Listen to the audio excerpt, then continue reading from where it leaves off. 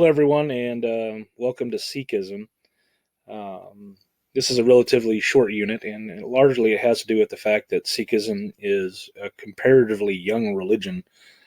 Its founding dates come from about the 15th century, and it emerged in northwest India, uh, where for 4 centuries Hindus and Muslims had lived side by side, sometimes in open conflict and other times in an uneasy tension. Hinduism and Islam were two traditions that strongly influenced each other, and they unconsciously borrowed from each other. This is taking place from, and despite the fervent need to remain different from each other, they still borrowed from each other. Sikhism, though, it openly draws and manage to create a character of its own. It's very, very special in that. The founder of Sikhism is Guru Nanak, Nanak, and he's most famous for saying, there is no Muslim and there is no Hindu, meaning you don't have to necessarily identify by that. When Sikhism originates, the region it comes from is the Punjab region of northwest India. It's in between Rajasthan and the disputed region of Kashmir. Sikhs believe their faith to be a new and independent religion that's based on the insights of their first teacher, Nanak. Scholars have long held that Sikhism developed, in the context of a religious conversation between devoted Hindus and Islamic mysticism, like the Sufis.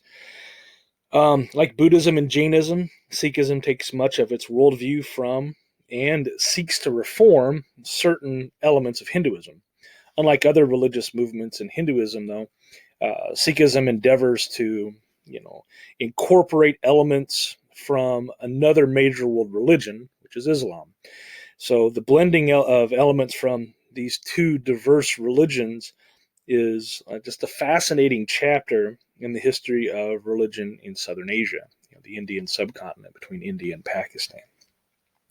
Sikhism has always been a minority religion in India. Today, Sikhs probably number around 24 million people worldwide. Sikhs are still found mainly in the Punjab region, and there are substantial communities that are also found in India, Europe, North America, and Southeast Asia. There's a large contingent of Sikhs that live in Milwaukee, Wisconsin. So if you're ever interested, you may find them also in large numbers in university and college towns. All right. So from the 10th century onward, various Muslim groups invaded India from their bases to the west.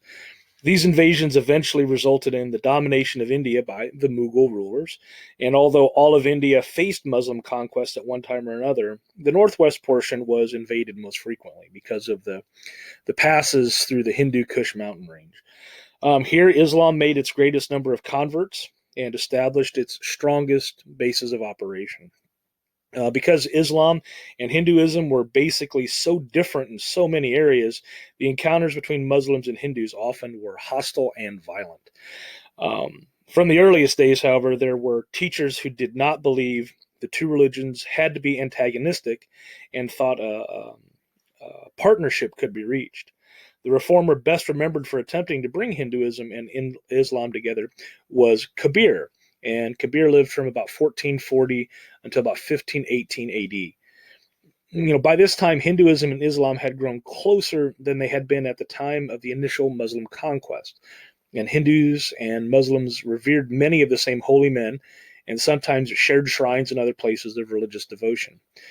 This was possible because Hinduism teaches that gods appear in many forms, while Sufism, the mystical branch of Islam, believes in saints whose tombs become objects of veneration. There were some Hindu and Muslim alike who took these similarities as a sign that the two religions pointed to a common sacred reality. Kabir was born a Muslim, and but he found it possible to worship with his Hindu neighbors. while worshiping the Hindu deities, he was also teaching that the true God was one, monotheistic. The oneness of God is the most basic Muslim teaching, and Kabir was later accepted as a holy man or a saint by Hindus and Muslims and made a profound impression on the Sikhs and their literature. The founder of Sikhism, though, was a man named Nanak, and Nanak lived from about 1469 until about 1538 AD, and he was a later contemporary of Kabir. Nanak was born into a Hindu home in the Punjab, about 40 miles from the city of Lahore.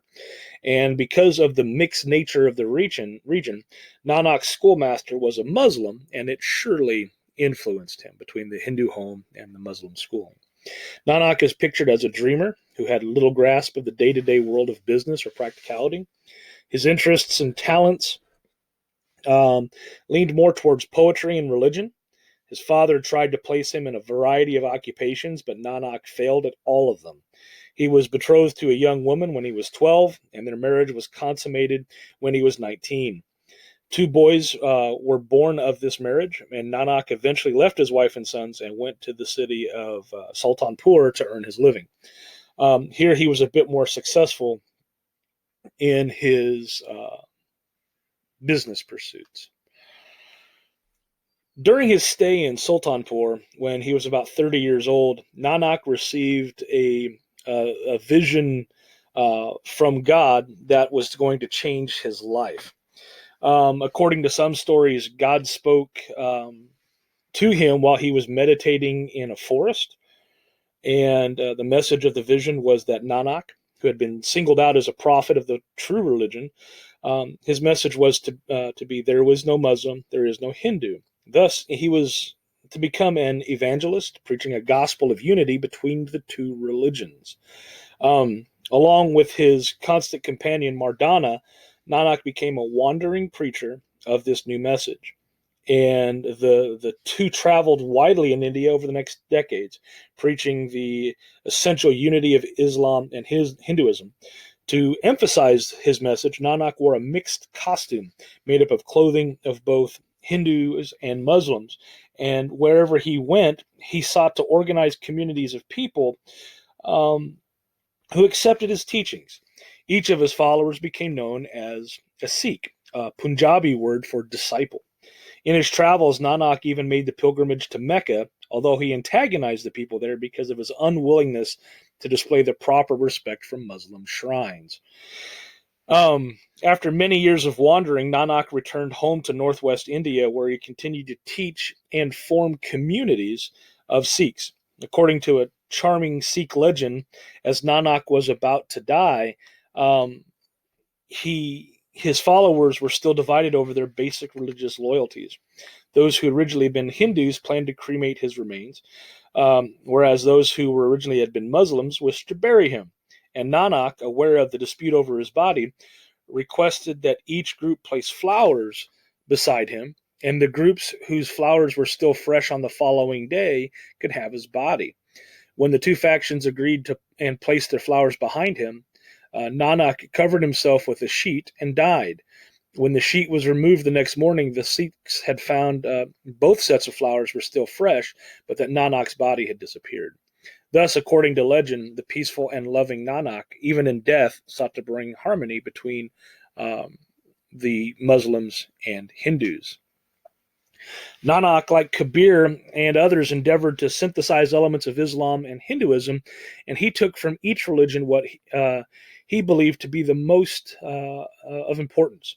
From Islam, he took the teaching that there is but one God, and although Hindus may see this God at work in many ways and in various disguises, still God is basically one. And Sikh refer to this God as the true name. Nanak also taught that the true name is the creator of the entire universe and that human beings are God's supreme creation. Thus, Nanak rejected the teaching of ahimsa, which is so important to many Indian religions. Because people are the primary creation, they are free to kill and eat animals. And Sikhs are among the few Indians who may legitimately eat meat. Nanak did adopt several elements of Hinduism, and he accepted the principle of reincarnation, which is basic to many Indian religions. Sikhs came to believe that the spirit of Nanak was reincarnated in the bodies of those gurus who succeeded him as the leaders of Sikhism. Nanak also taught the Indian principle of karma and believed that people continue to acquire karma and live again and again until they are freed from this cycle by the true name. Nanak rejected the ceremonialism and rituals of both Hinduism and Islam. He taught a very plain and simple form of religion that distrusted and rejected ritual.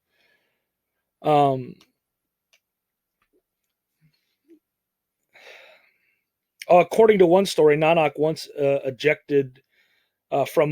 once ejected from Muslim worship because he laughed aloud during the sermon of the Imam, and when asked why he was so disrespectful to Muslim worship, he replied that he had perceived that the Imam was not really thinking about God while he was preaching, but was in fact thinking about his horse and worrying that the horse would fall into a well.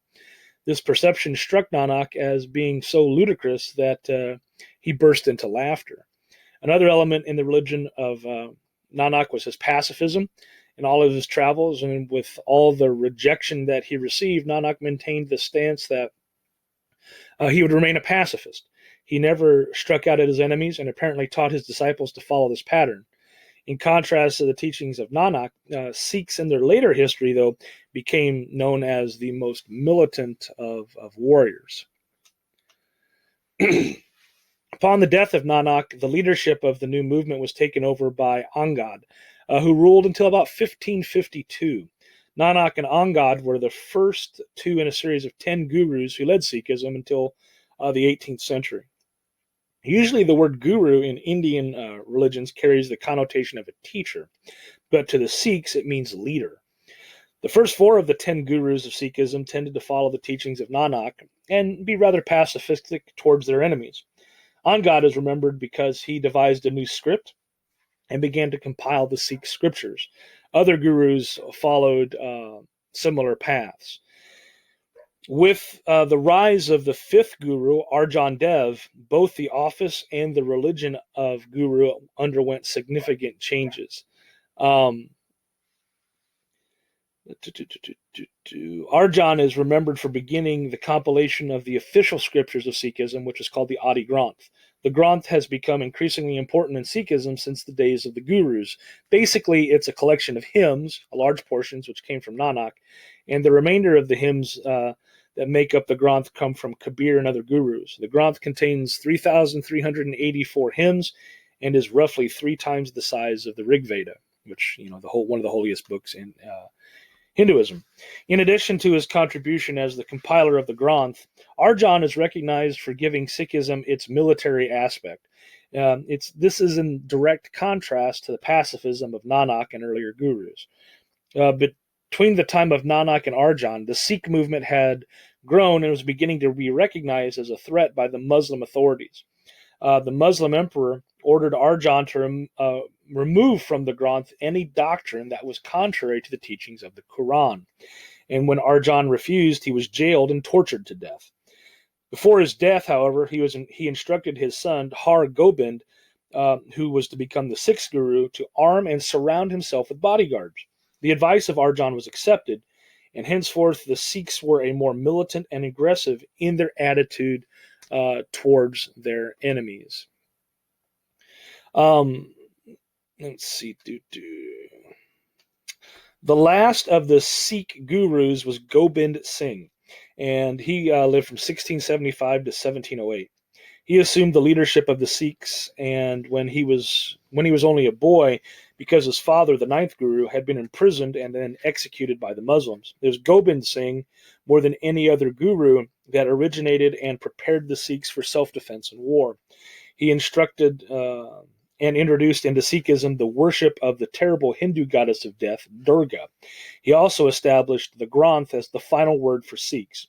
Because Sikhs were to be governed by the Granth, gurus did not exist after Gobind Singh's death. Because of his love of weapons, he is said to have introduced the baptism of the sword as a religious ritual. And to strengthen his people further and prepare them for war, he developed the elite class of Sikhs. Let me see here. who made unusually fine warriors. This corps was known as the Singhs. They are lions, and they were distinguished in several different ways. They wore the Kes, or long hair on their heads and faces, and adorned their hair with a special comb. The comb was called the Kangha. This went underneath their turban. They wore the Kach, Kachk, which are short drawers or trousers. They're kind of like culottes. They wore a Kara, which is a steel bracelet on their wrist, and each were equipped with something called a kirpan, Kirpan. A kirpan is a small sword or a dagger, and they're to carry this with them at all times. The member of the Singhs were not allowed to use wine. They were not allowed to use or take wine, tobacco, or any of the what do you call it? Stimulants. And they were encouraged to eat meat. The order also of the Singhs was open to men of all castes. And these factors, combined with the theology of reincarnation, made the Singhs just incredibly ferocious warriors. Gobind Singh was the last of the gurus, and he was finally assassinated in 1708. And from that time until the present, the Sikhs have been governed by their scripture, the Granth, and their history has been full of strife. At certain times, the Sikhs have been the victims of violence, and at other times, they have been the aggressors. By the early 19th century, they controlled most of the Punjab region of India, and when the British sought to enter that area, the Sikhs fought bloody wars against them, but they were finally subdued. Because of the Sikhs' valor as warriors, though, the British came to admire and use the Sikhs as soldiers and policemen throughout India. With the departure of the British in the 1940s and with the partition of India into Hindu and Muslim states by the United Nations in 1947, the Sikhs were located in the Hindu state of Punjab, and there their numbers were only significantly higher than the Hindus.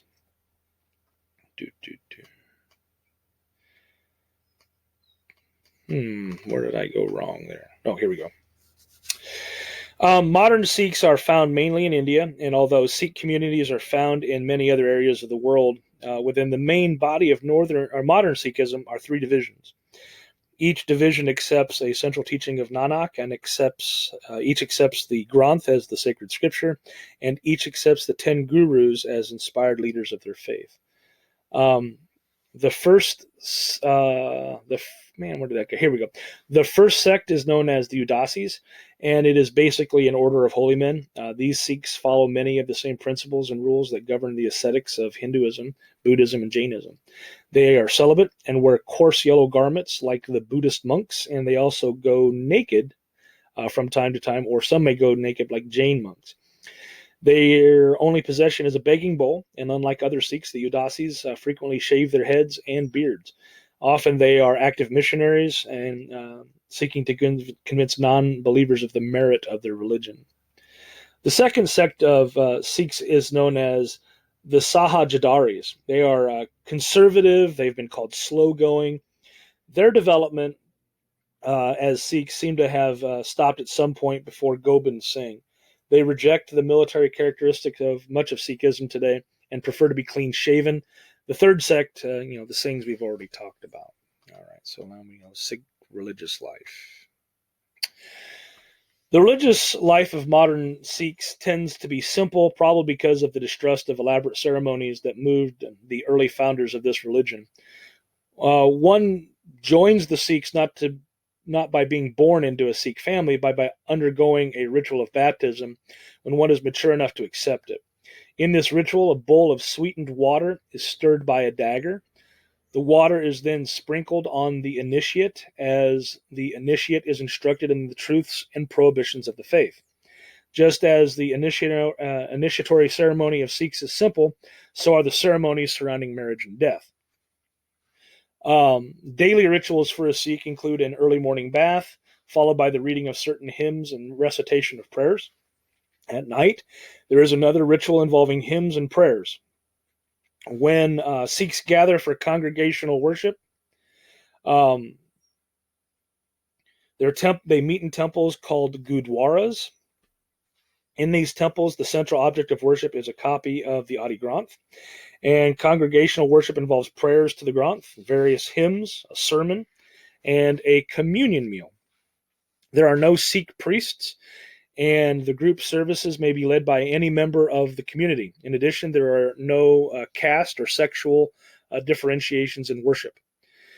An object of special attention to all Sikhs all over the world is the Takht, which is a throne, and this is the home or the throne of Sikhism in the city of Amritsar. Although there are 3 other such thrones throughout the Sikh world, the one at Amritsar within the Golden Temple there is their central focus. It is here that the authorities of the Sikh world make decisions regarding the worship and practice of their people. Although Nanak specifically prohibited pilgrimages, they're basically worthless, he said, for true religion. Most Sikhs like to go to Amritsar and plan to visit there at least once in their lives.